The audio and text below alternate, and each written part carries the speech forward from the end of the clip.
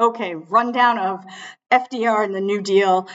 It's 1932. Hoover's really not doing himself favors. He's driven the bonus army out of Washington, D.C. People are living in Hoovervilles. Everybody's depressed. We also have this massive natural disaster.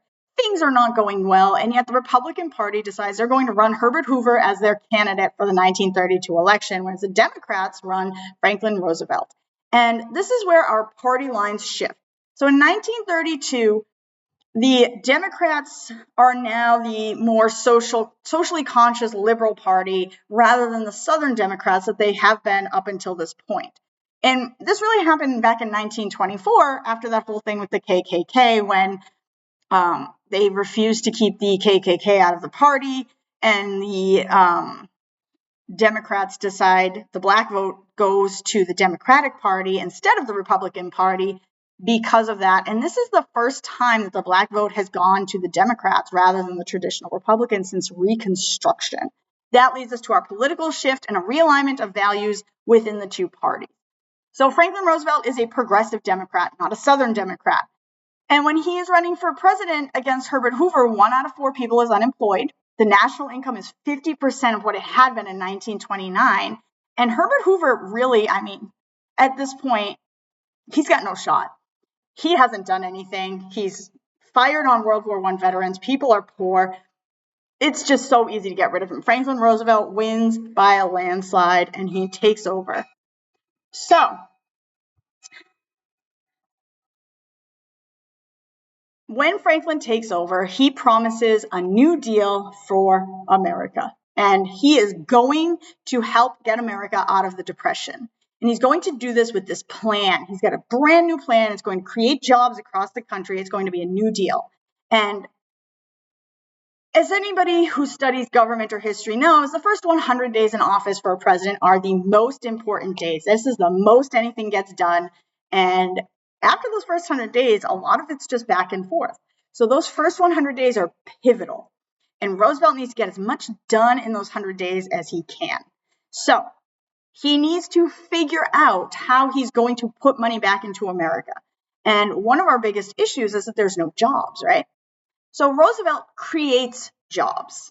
He creates all sorts of new programs that are going to open up employment opportunities for the average American.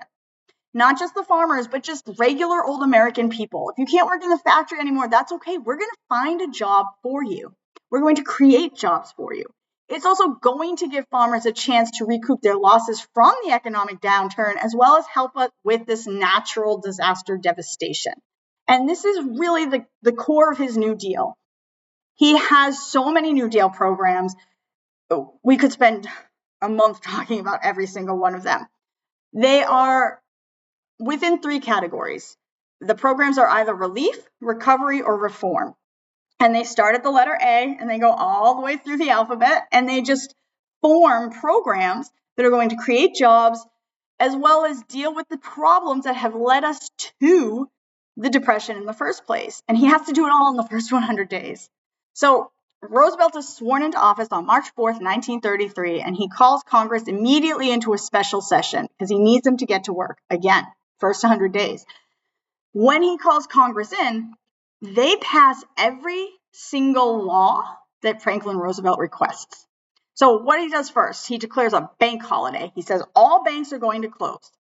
Regardless of who you are going to close, and you will reopen again once you are solvent, which means they have the money to reopen.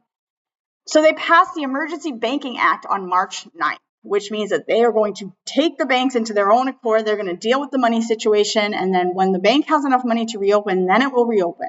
So the Emergency Banking Act is passed on March 9th. Banks reopen by March 13th.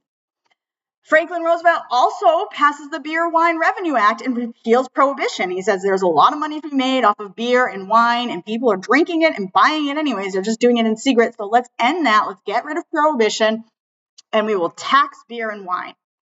So they passed the 21st Amendment, which repeals the 18th Amendment.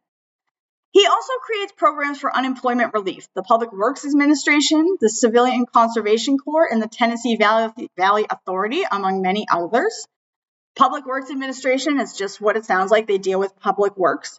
The Civilian Conservation Corps, the CCC, these are young men who are sent to places throughout the country where they can deal with conserving natural resources. Some of them create new national parks like Shenandoah. Others are working to conserve the resources that are already there. The Tennessee Valley Authority works to bring electricity to the Tennessee Valley region. So again, we're creating all these jobs for people. For financial recovery and recovery and reform, we've talked about the Emergency Banking Relief Act. He also passes the Glass-Steagall Act. He creates the Federal Deposit Insurance Commission, the FDIC. He puts us back on the gold standard. Anyways, we've been interrupted. He puts the money back on the gold standard. He passes the Whole Act, the Farm Credit Admin, the Industrial Recovery Program, the Farm Production Control Program, which is the Agricultural Adjustment Act. And he also does things like the Civil Works Administration, the Securities and Exchange Commission, which deals with stocks and trading, so you can't buy on margin anymore, and the Federal Housing Administration, which allows certain people to buy homes on loan, but it also brings us to redlining, which is a whole separate issue that we'll talk about later. He also launches the Second New Deal in 1935, which concentrates on relief and reform, where we get the Works Public Administration, not to be confused with the Public Works Administration, the National Labor Relations Act, the Rural Electrification Administration. He deals with federal taxes, and he passes the Social Security Act. So that's his New Deal. It's going great, and I mean, at least it's going better than it was for Hoover. So the children are back. We will finish this on a different video where we talk about the Dust Bowl, and hopefully we can finish this all before your test tomorrow. So I will see you next time.